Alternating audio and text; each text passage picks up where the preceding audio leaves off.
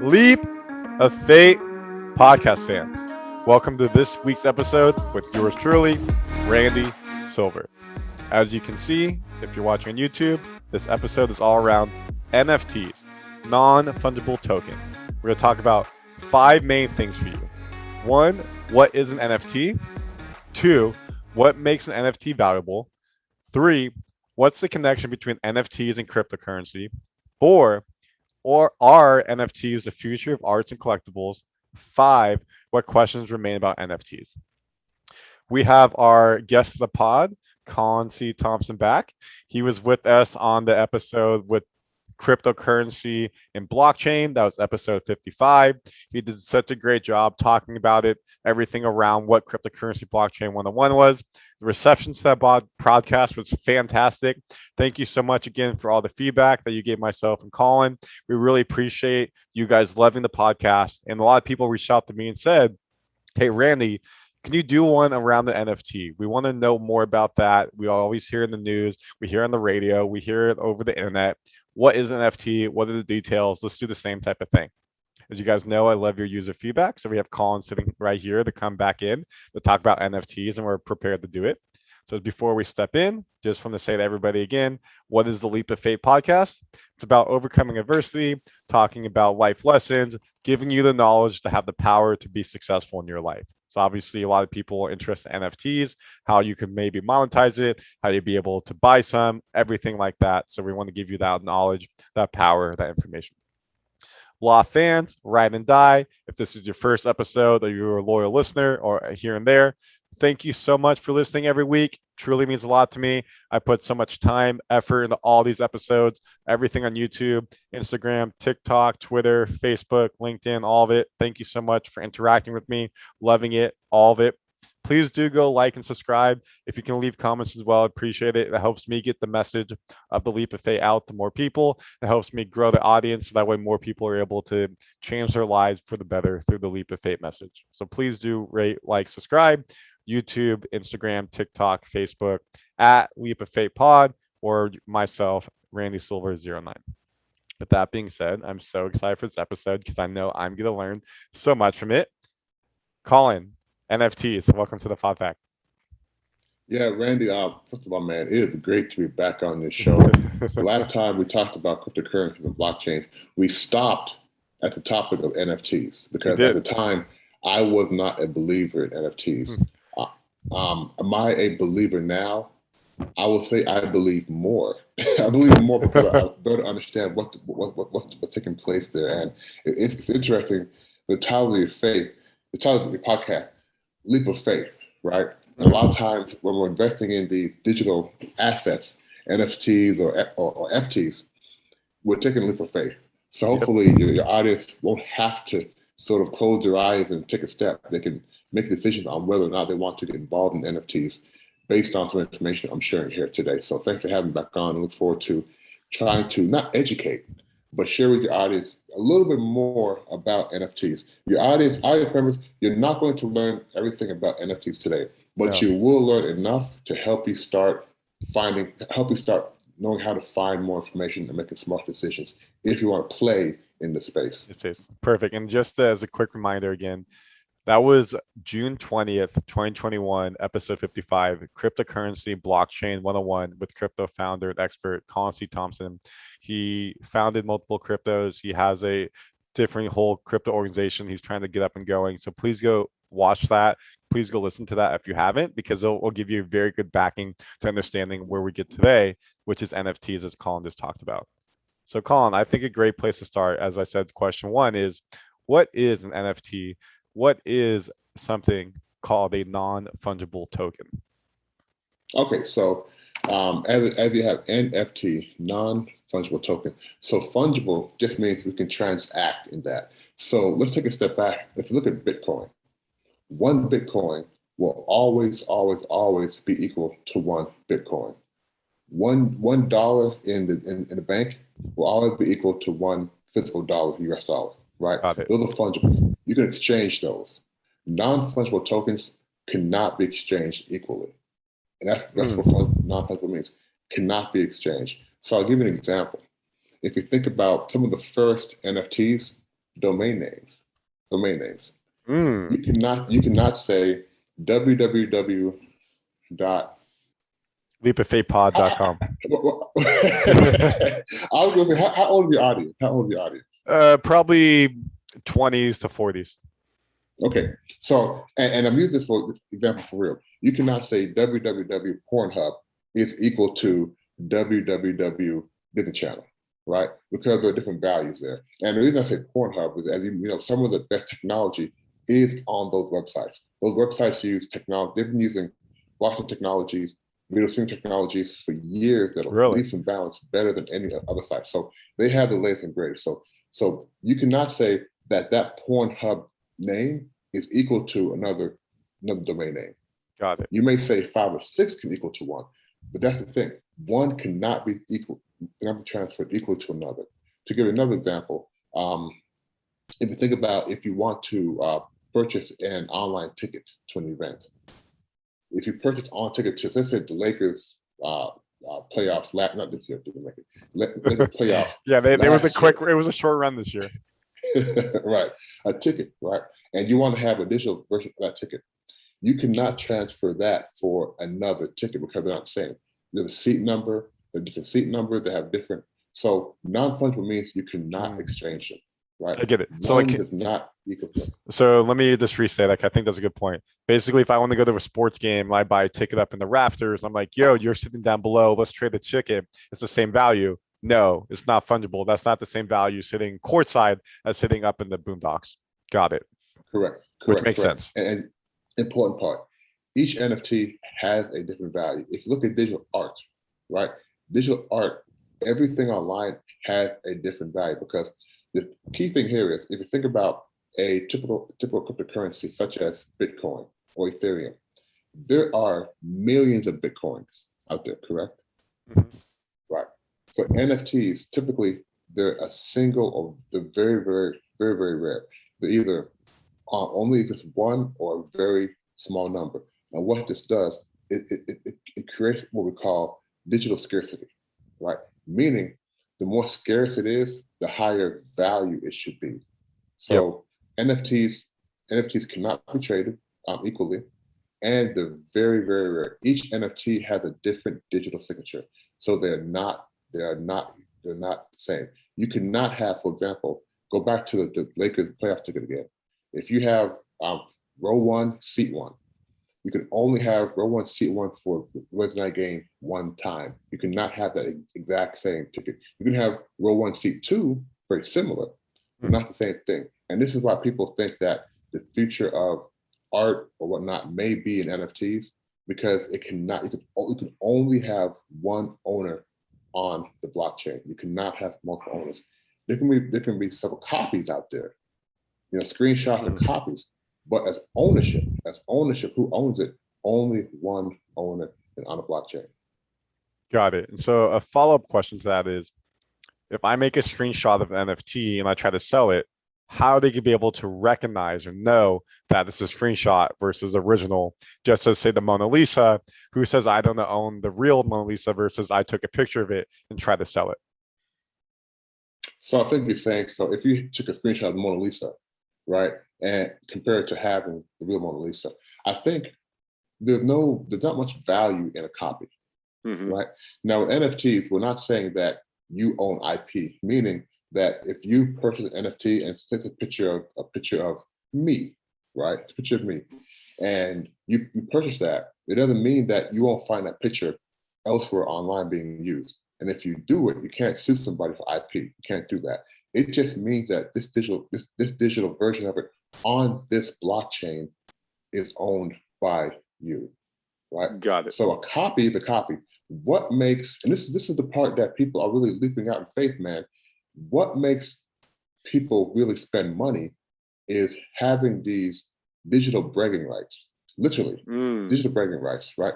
You see this picture of LeBron dunking, or a video of LeBron dunking over somebody, making them a poster child, boom, boom, boom, boom, boom. I own that video. Yes, you'll see it on TV everywhere, on posters. I don't get money for that. But this video, I own it on a blockchain, right?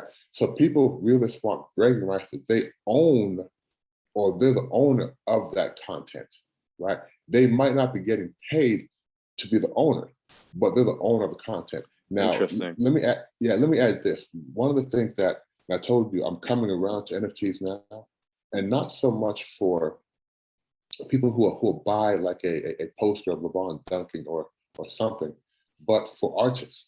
As you know, a lot of artists who, we moved away from the easel and painting years ago. People still do that, but now a lot of people design real art online, not online, but on the laptop, on computers, right? Yeah. Digital art. And what happens is, just like physical art, digital art can be bought and sold as well. The challenge is a lot of digital artists, when they go to an auction house, they lose a lot of their fee, right, due to auction house. And a lot of these guys are really struggling. What happens now with NFTs is interesting, because NFTs originally were built on the Ethereum network, right? So there's several different types of blockchain network, and Ethereum was one of the more, I say, holistic ones, because it allows for smart contracts. And smart contracts are just embedded code that makes things happen automatically once a condition is met.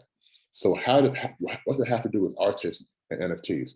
Well, now, as an artist, if I make this digital artwork, I can then sell it as an NFT, and within the code, I can say, okay, I'm selling this, and Randy, you now own it.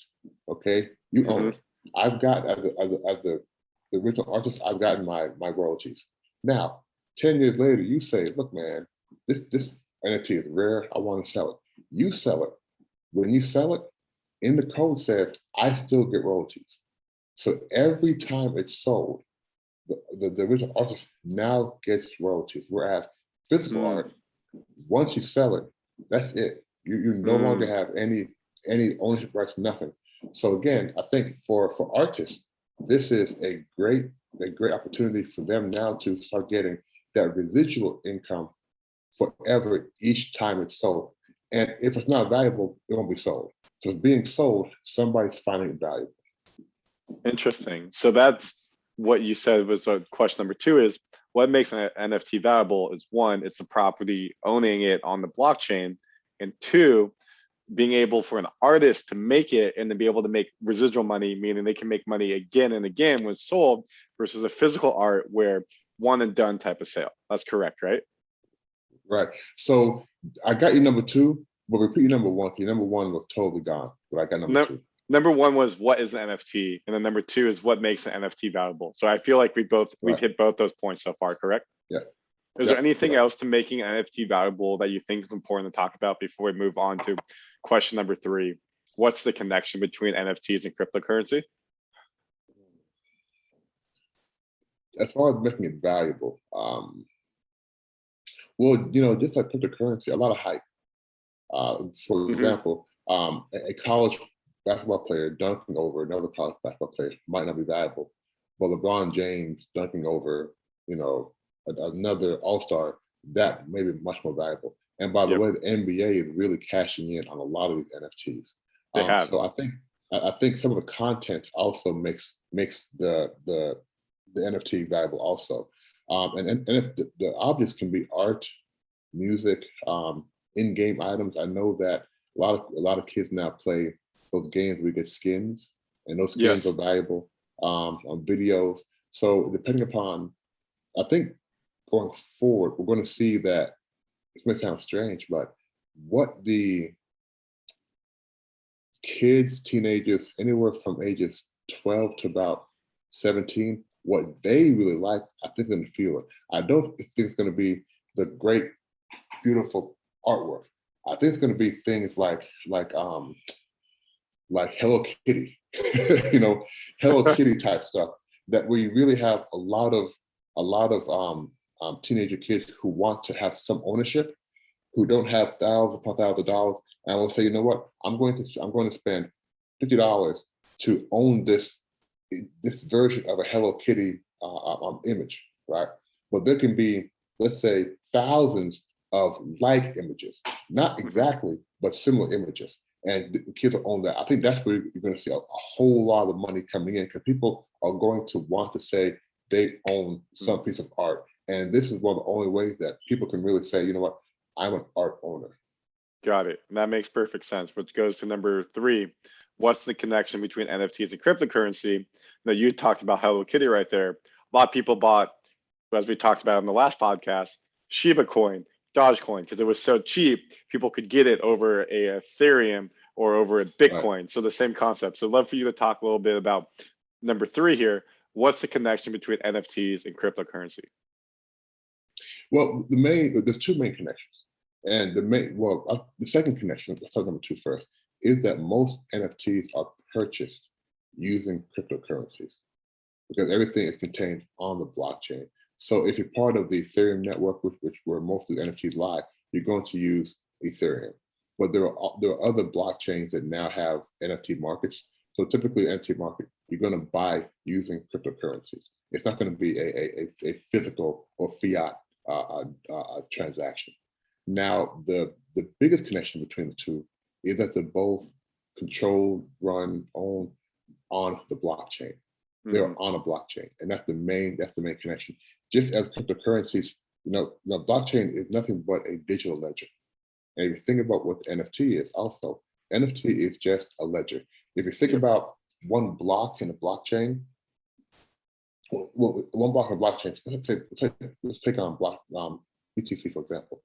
BTC blockchain is nothing but a lot of records, blocks and blocks of records of transactions. This person is sending this amount, this person is receiving this amount. So think about a block, which is a ledger full of transactions, another block, and a chain linking them together. If you think about NFT is the same thing, except that block can be an NFT. And in that record is who the owner is. So I own it right now, Randy. Okay. I am now selling it to you. So then the next block in this NFT will be, okay, Randy's now the owner. And that is there forever. That stays forever. So the main similarity or connection between cryptocurrencies and NFTs is they both run on a blockchain, right? There's several blockchains, but they both run on a blockchain. And they both give, and I think what's one of the valuable what people love about NFTs is the data cannot be changed. The data cannot be corrupted. It's immutable. It's there forever. So ownership is tracked forever. The trace of ownership is there forever. And it's very important because we can't think in the 2021 eyes, right? We have to think in 2050 eyes. Yeah. How valuable some of these things are going to be when we know it's going to be hard to find a physical book at some time, right? Yeah. Everything is going to be digital. So will these assets be more valuable later? Perhaps they will.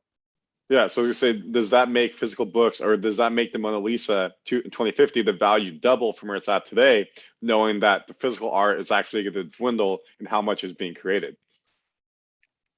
Yeah, I think that the scarcity of works of art like the Mona Lisa will always mean that the value will go up. You always have foundations that watch over those arts. What about foundations that watch over NFTs? I mean, they're not there yet because, and again, NFTs are not just art, right? They're different things. But yeah, like I read online, someone sold like a picture of their fart or like a sound of their fart for like $100. Like someone found it that valuable type of thing. So I get what you're saying. It's not just art; it can be much more. Yeah. And a lot of people want to have some sort of ownership outside of decentralized ownership. So if I have an NFT, if I'm on blockchain, I own this and nobody can take it away from me. I can pass it on to my family, provided it has a value. Love it. And I think you made a good point about it as well. Is like with NFTs, most of the NFTs you buy have to be through cryptocurrency, not fiat, not the US dollar, not the Canadian dollar, not the Israeli dollar, whatever that may be. So the connection is very, very close, on top of the fact that NFTs are built on the blockchain. So that means there's obviously be some integral part, and a lot of the moving parts with inside the NFT are also the same parts that you have for your Ethereum or have other different types of cryptocurrencies that you're using. That all makes sense. Let me ask you this question. If I lose my Bitcoin because it's in a wallet online and I can't find it, it's gone. If I own an NFT, does it have to be sitting in a wallet and if I lose that wallet, I lose it? Or does an NFT sit somewhere else where if I ever do lose it, as you said, there may be a trace of the ownership before? Right. So you would need to purchase a wallet that can house NFTs. Not Okay. all wallets can house NFTs, and they're very easy to find now. So first, there's a wallet that allows storing NFTs and cryptos, and then you need to move over to find some sort of NFT market. But to your question specifically, if you lost access to your wallet, then you can say bye-bye to your NFT because Oh, you have to have some way of proving and accessing your record. You guys should have your tokens, right? So you have your private token and your public token. So that's essentially the login and password that helps you verify who you are. If you lose those things, there may be a back door. There should be a back door, right? There should be on your app. If you're using an app, there should be a way to say a lock and password to validate who you are. But typically, if you lose your access to that exchange and you can't verify who you are, then mm, that asset is gone. But again, that's, it makes more sense to download to a cold wallet, right? yep. Pull everything offline. Well, the only person who has access to that is you. And again, a cold wallet would be like a hard drive that you have, and you put that in a safe so that way no one else can get it. Or, Correct. you don't want someone to come find go steal a hard drive from your room, something like that. And So, not even that, not even that. You don't even want if your laptop breaks.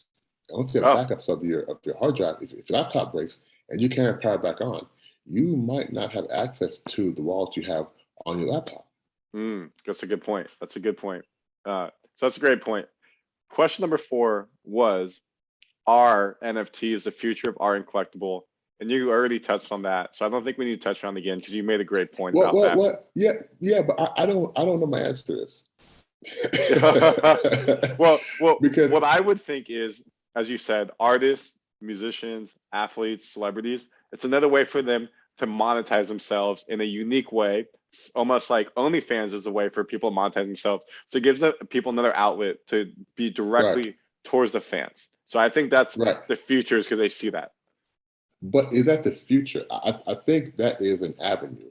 I think that is definitely a future, but I don't know if it's the future of arts and literature and videos and whatnot. Because again, what is the true value? I mean, we'll learn in time if owning an NFT over a 5-year period is valuable.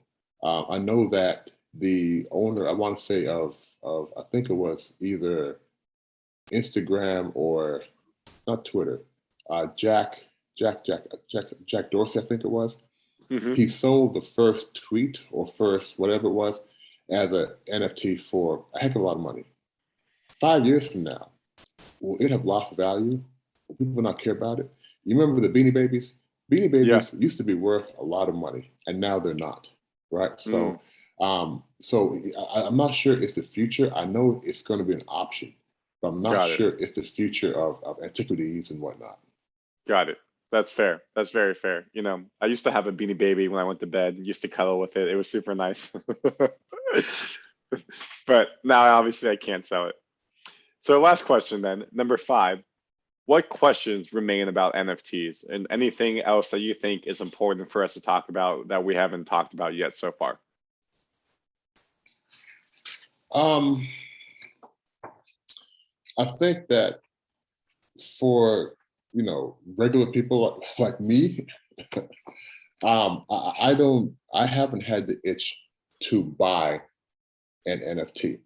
And if you think about Mm, the advantage for everyday people, I think if you want to earn income through the NFT process, NFT market, it might be better to create something and then sell that as an NFT.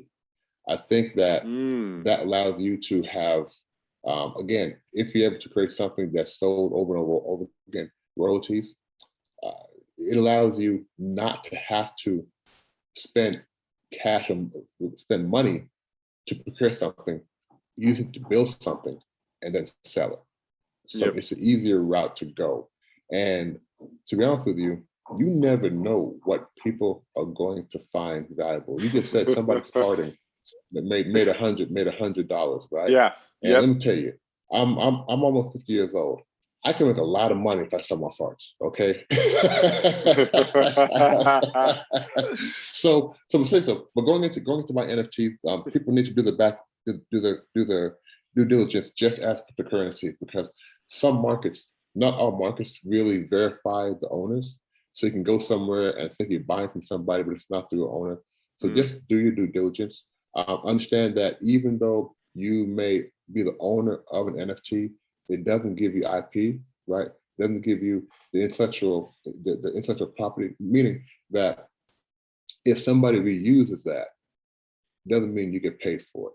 Right now, if an artist has a record and they own the IP, they own the masters, every time it's played somewhere, a concert, online, on TV, they should get a residual. They should get something.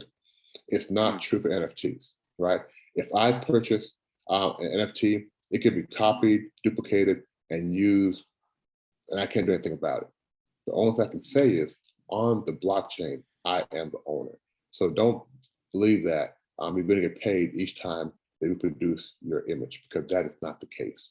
And lastly, just as with all things digital or online or currency, make sure you can afford it before you try to procure it. Right? Very Do good not point. go in Very there good and point. say, I need $5,000 by the end of the year. Let me go buy this thing for 4,000, hoping it'll gain in market value before the end of the year. Don't do that, right? Try something else. Don't risk. Don't risk what you don't have or can't afford to risk Yep. on NFTs or digital currencies. Not yet. Yep. That's it, That's Randy. that's a great point. And I think, just to restate that, if you don't have the money to spend or anything of that nature, don't spend money on something that we don't know what the market's going to be like, and hope that it's like the lottery. You buy a lottery ticket, it may work, most likely, unfortunately, didn't. NFT, you may buy one about Beanie Babies. Who knows if it'll hit in 50 years? So be very safe Right, when you're going through right, cryptocurrency, NFTs, everything like that. right. Great. So just to recap really quickly, I'm gonna give you a quick, hey, if I'm gonna ask the 5 questions again, I just want you to give us a quick blurb as a recap for everyone. So Here we what go. is an NFT at the basic level? An NFT is a digital asset that represents real world objects. Now, it's important to understand that music, art, videos, all these things are usually bought with cryptocurrencies. The thing about NFTs, though, is that they are non-fungible, meaning they cannot be transacted equally. One NFT of an artwork does not equal another Mm, NFT of an artwork. Whereas one Bitcoin will always equal one Bitcoin. You have millions of Bitcoins out there. You don't have millions of a particular NFT out there. Each NFT is single and cannot be duplicated, so that it's not equal to. It's not. You're not going to find another one equal to it. So it's not fungible. Whereas you cannot just say, I want to exchange this NFT equally with this NFT, because they're not equal. perfect. Makes perfect sense. Number 2, what makes an NFT valuable? Well, I think NFTs really survive on the digital scarcity, meaning that, again, there's only one or very few of these on the blockchain. And as you know, the rarer something is, the rarer the quantity something is, the more valuable it becomes. Hmm. So NFTs get the value by again, the fact that they're very, very rare and they have a single owner on the blockchain. That's where they get the value from. People want the bragging rights to say, I am the owner of this asset on this blockchain. Perfect. Number 3, where'd I go? What's the connection between NFTs and cryptocurrency? Blockchain. Blockchain is the connection between NFTs and cryptocurrencies because they both exist on a blockchain. There are several different blockchains NFTs and cryptocurrencies can now exist on. The main difference is with cryptocurrencies on one blockchain, you can have thousands, millions, and unlimited supply of the same currency on that blockchain. NFTs, you can only have that single instance of the token on the blockchain. And the blockchain, remember, the blockchain gives you traceability. You can trace back ownership all the way back to the source. It's immutable, meaning it cannot be changed. So all the records in the blockchain, the history of the NFT is always going to be there. The entire ownership will be there. It cannot be changed, and it is traceable back to the source. Awesome. Fantastic. Are NFTs the future of art and collectibles? Potentially, we don't know. Time will tell. Yeah. Time will tell. I think that NFTs will be a type of collectible, a type of, I don't want to say art because NFTs are bigger than art, but they will be a type of digital asset that lies on top of or lies beside what we consider to be physical books, arts, and things like that. I think it will be around. I'm not sure how valuable it will be, but I think we'll know whether it's go or not in about 5 years. Perfect. And then number 5, what questions remain about NFTs and any advice for the users out there? As again, a quick summary for everything. Yeah, I think advice I would give is if you want to go into the NFT market, think about what side of the game you want to be on. Do you want to buy a token? And if you're going to buy it, you're buying in one for bragging rights, but in hopes of being able to resell it down the road for more money? Or do you want to be on a side where you're creating something and putting it out into the world as an NFT, where you will then be able to get your original money from selling it and potentially royalties each and every time it's sold? Think about which side of the fence you want to be on. Either way, do your research. Just like last time I told you guys, do your research before you purchase cryptocurrencies. Do your research before you jump into the NFT market. Perfect.